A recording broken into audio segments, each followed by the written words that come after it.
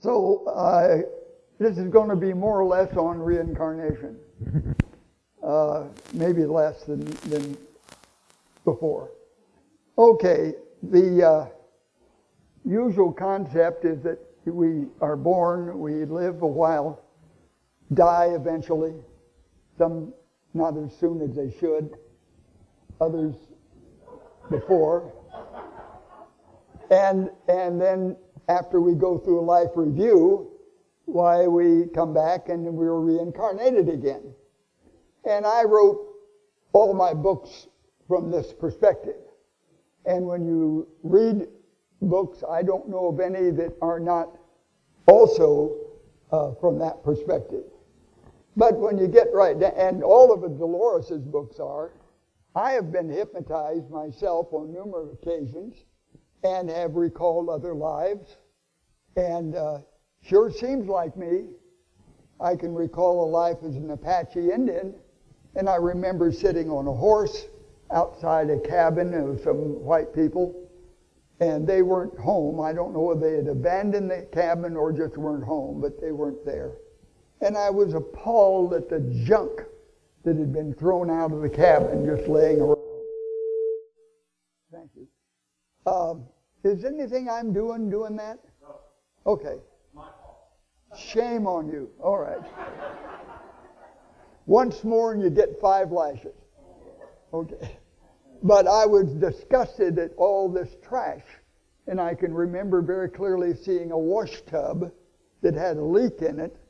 And I can remember how my mother used to fix a leak in her wash tub. She'd poke some rags down the hole, which would stop the flow of water down to a drip and continue to use it. And I remember saying, God, how I hate white people. And I still have problems with white people. At any rate, then you are reincarnated, you're born again. And a guide said to me, you know, that's technically impossible. There is no such thing as reincarnation. It only seems that way. And I got to thinking about it, and I thought, well, man, that's true. You know, I can't be alive as a Chinese seer in the year 250, have been Noah, and remember how the ark was built, and an Italian sculptor in the 1400s, and so forth. All because all these things are taking place at once in relative time. So I got to thinking about it, and I thought, well, what really happens is that we are, when mankind is created, what is created are actually the oversouls, what we term an oversoul. The oversoul then extends itself into the past, the present, and the future with multiple extensions of itself. And I thought, well, these are like siblings. So I named them spiritual siblings. So what I am doing is tapping into the memory of my spiritual sibling, who was Noah, and so forth. And it seems like it was me. So we are incorrect when we do that.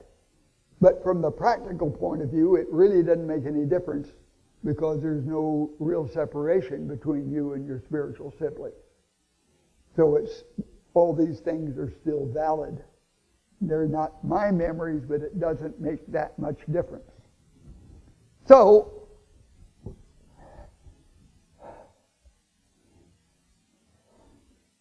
now, if any of you have read Jane Roberts' books, the Seth books, give me a show of hands. Pretty good. Okay. You remember she talks about framework 1 and 2, with framework 1 being this relationship which we have here, and framework 2, which is the underpinning of where all these things come from. And it occurred to me that this is the same relationship that we have when we sit down to write a novel or a letter, what we're really doing is it's already written. The Pulitzer Prize that's going to be selected in the year 2010 is already published. It's in the dictionary. Every word is there. And all we have to do is select the words we want in the dictionary and copy them into the manuscript. But the Pulitzer Prize novel is already published in the dictionary. So the things that we are doing now are things that we are picking up out of Framework 2 and actualizing into this environment now. So,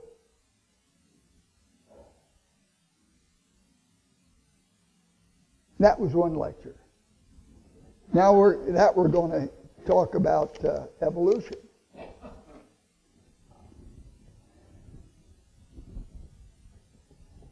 Darwin was totally wrong. I don't think there's a thing he wrote that was accurate. He made wonderful, detailed observations, but he drew the wrong conclusions. And it's a lot like the dictionary. All of the creatures that have ever been or ever will be are already created. They may not be visible in this plane in which we're living, but they're already created, because creation is conceptual, not physical. So God created all the creatures, and then it was up to the creatures to make a lot of decisions themselves. They decided when they wanted to appear on earth, and once they were created, they began having thoughts of their own. So they imagined variations of themselves, which were sometimes created. So you have a whole evolution of thoughts, and whether they appear on earth or not is really immaterial, because they're fully created and waiting to be present. Same thing happened with the creation of the automobile. If you think about all of the early automobiles, even the ones that preceded the Kitty Hawk, or that's an airplane, excuse me.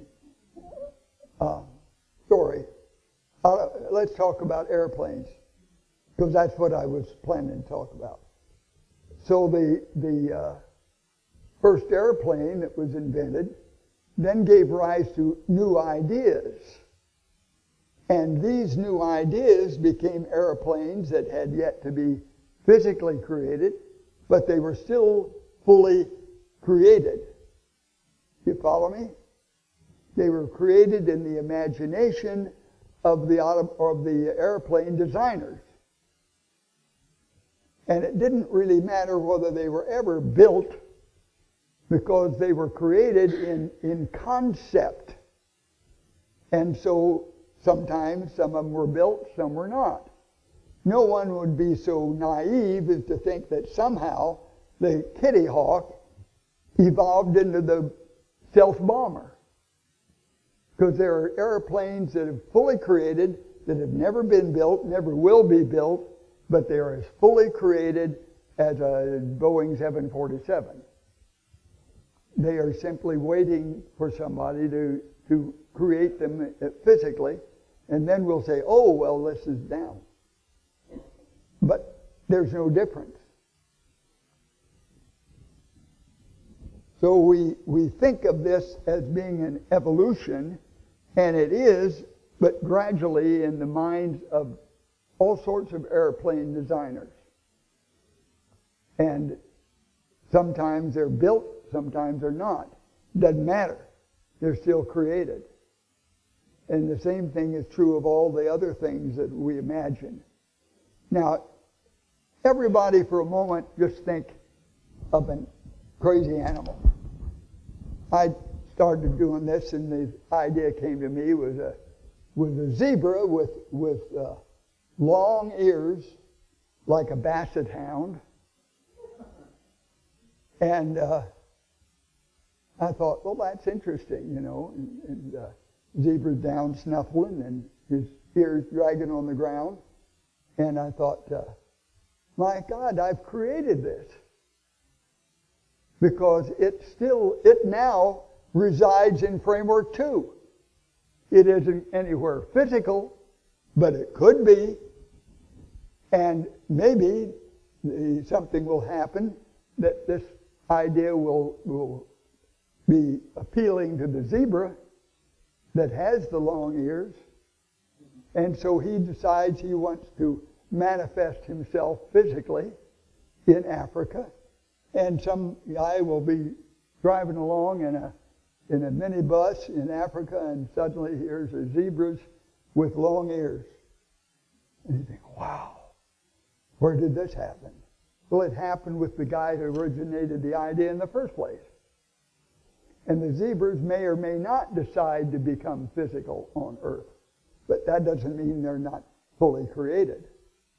So evolution doesn't really occur like we think it is. It occurs in all of our minds.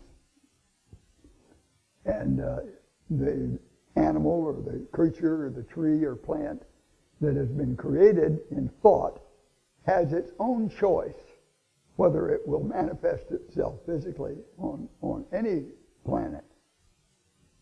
But that doesn't mean he isn't created. So we get to thinking that evolution is something that's happened. Now, a few years ago, I think it was about 1997, there was a tremendously powerful El Nino effect that came on. And the climate in the Galapagos Islands changed drastically. There was a lot of rain. And as a result, there was a big change in the plant life and the animal life on the Galapagos Islands. Now, there was a ornithologist was studying finches on the Galapagos Islands. And there were a whole number of varieties, but basically they were split in two types: seed-eating finches and insect-eating finches. And the seed-eating finches had big, heavy, tough bills so that they could crush the seed pods and eat the seeds. And the insect-eating finches had slender little bills that could get into the cracks in the plants and in the bark and dig out the insects. So there were two distinct varieties. Well, with the increase in rainfall, there was a huge increase in the number of insects. And as a result, the seed-eating finches went into a breeding frenzy and started hatching out 7 or 8 broods a year. And finches that were considered to be too young to breed were breeding and hatching out new generations of finches. Well, within a matter of 6 months, that's just about 3 generations, 3 hatchings, 70% of the seed-eating finches were hatching out with little slender bills that were designed to pick up insects. Now, this were the seed-eating finches that changed. And in just 6 months, they had completely changed their appearance. Now, this was reported on PBS, on the National Geographic program. And this was exciting because it happened on the Galapagos Islands where Darwin did his experiments or his observations. Well, I was amazed at this program. This is earth-shattering. That in 6 months, the birds would alter the structure and the appearance of their offspring. Well, I happened to see the program about 6 months later. And it was totally different. They had the same film, the same movie, but the narrator who was explaining what was going on had a completely new narration. Now they had changed it, that it was the seed-eating finches, or the insect-eating finches that had gone into the breeding frenzy to take advantage of all the insects that were there to eat. So somebody got to them and said, you can't do this. This is against what Darwin teaches, so you've got to change your program.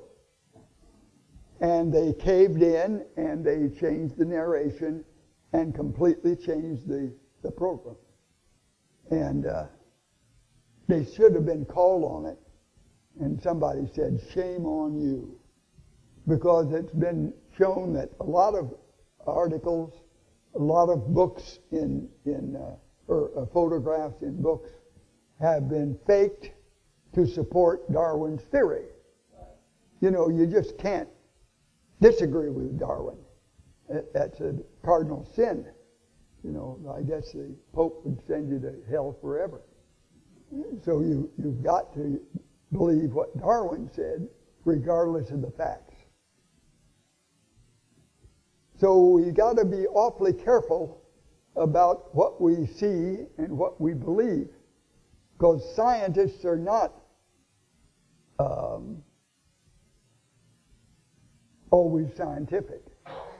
You know, they are affected by all sorts of things.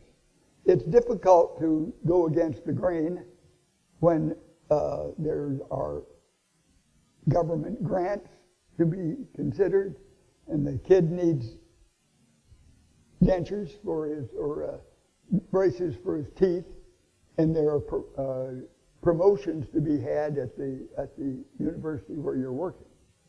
You got to be real careful what you report, and only report the things that people expect to hear.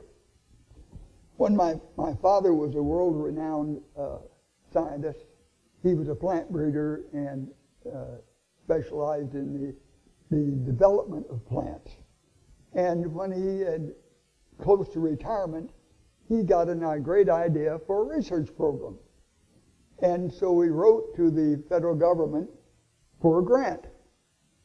And he outlined the experiment that he wanted to work on.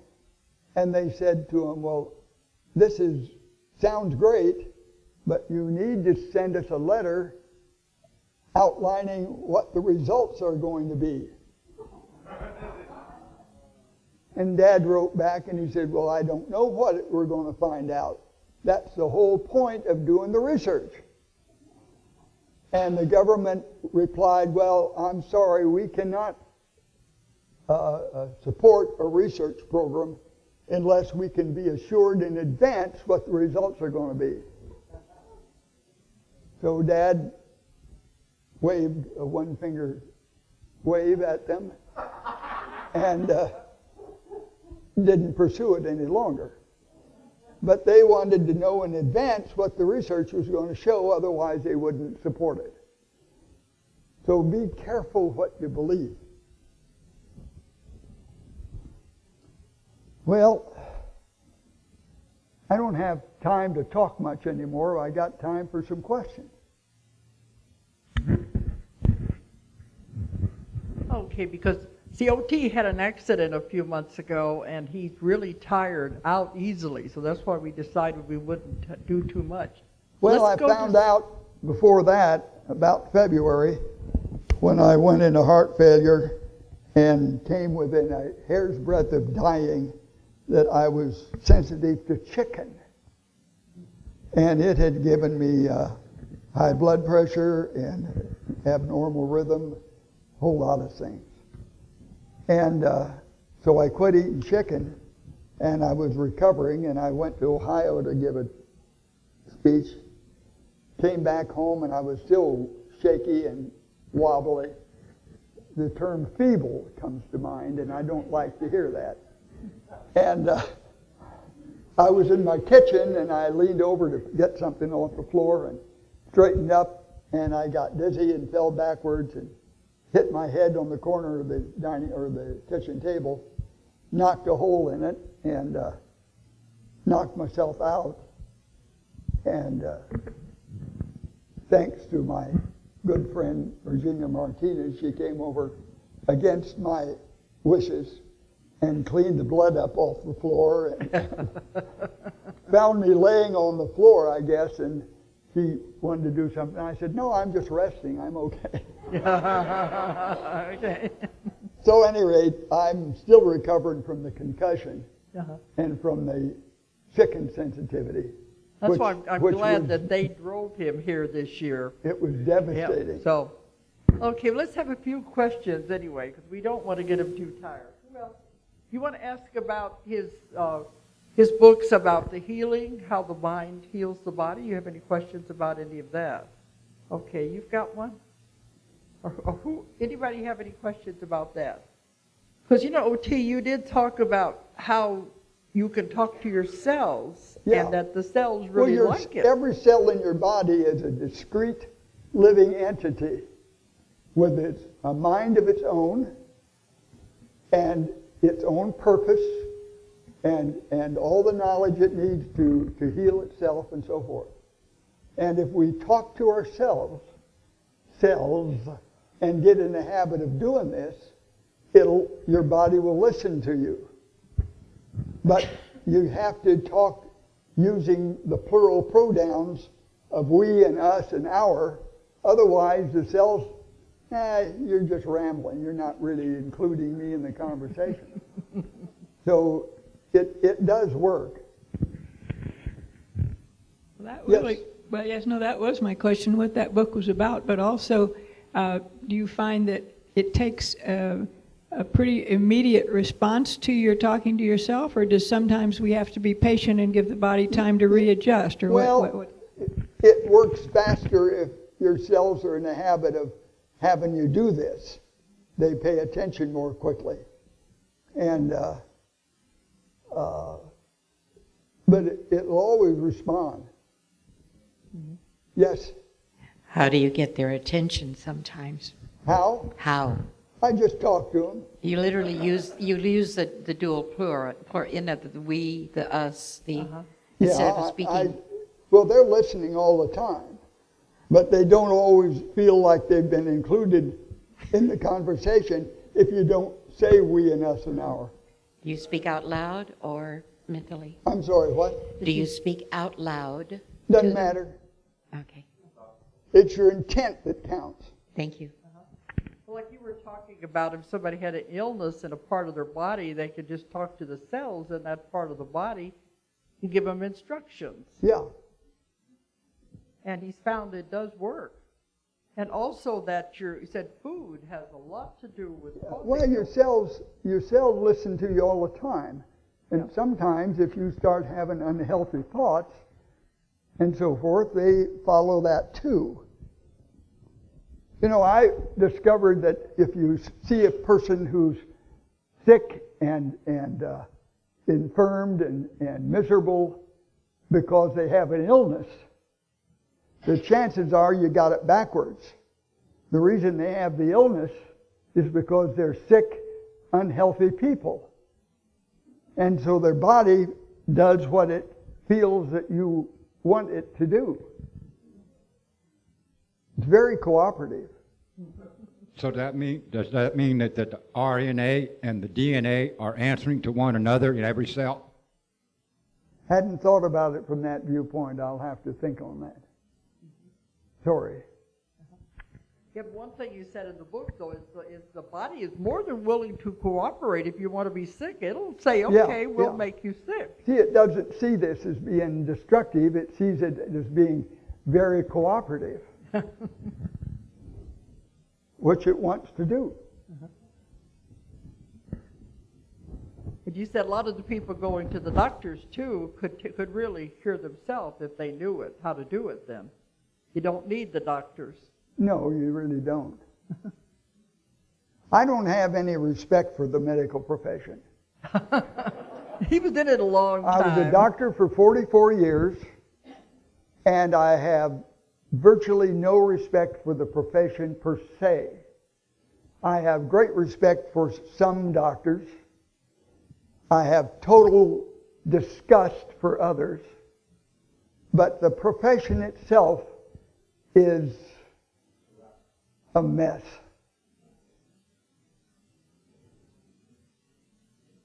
Okay. Any other questions? But I know he has really written 2 brilliant books on this, and how all the different ways you can use your mind to affect your body. And he does go into different foods that will cause illnesses, so you don't need to have the medicines. It's caused by different foods you eat, and he goes into a great deal of detail on all of these things in the book. It's what I learned after medical school. Well, I'm not saying that if you get sick you shouldn't see the doctor. I'm just saying that be very careful. 90%, now get this, 90% of all the money spent in health care is spent on the individual in his last year of life.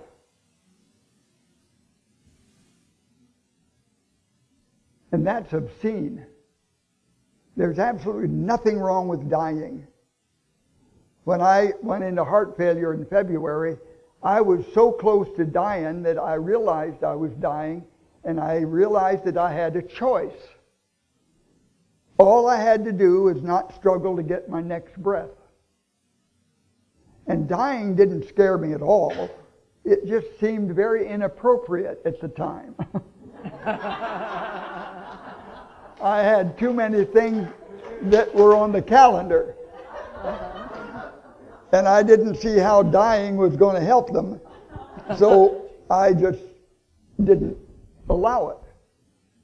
And nobody dies from any cause whatsoever who does not agree to it.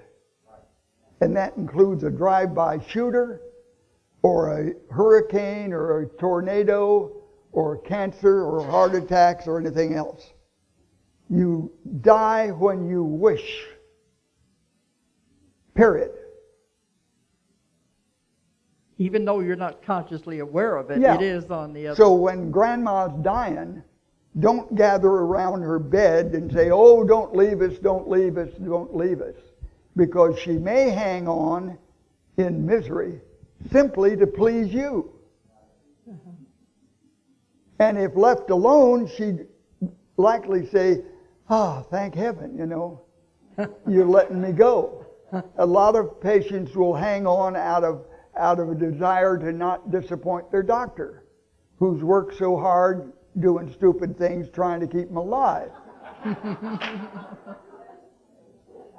Okay. So you need to tell your Granny, we understand. It's time to go. We'll be all right. We'll understand. Just take it easy. I did this to one patient, and her daughters had been hanging around her, day and night. And I got them out of the room, and I walked in, and I said, this old lady, God, she had one leg off, another one was gangrenous, she'd had a heart attack, and there's no way, and it was in kidney failure, there was no way she was going to survive. And I said to her, your daughters don't understand, but they will. It's okay, it's time to die. And she said, thank you. And she was dead in 5 minutes. Okay. Well, now we are running out of time, okay? And now we got you going, it's time to stop. Okay.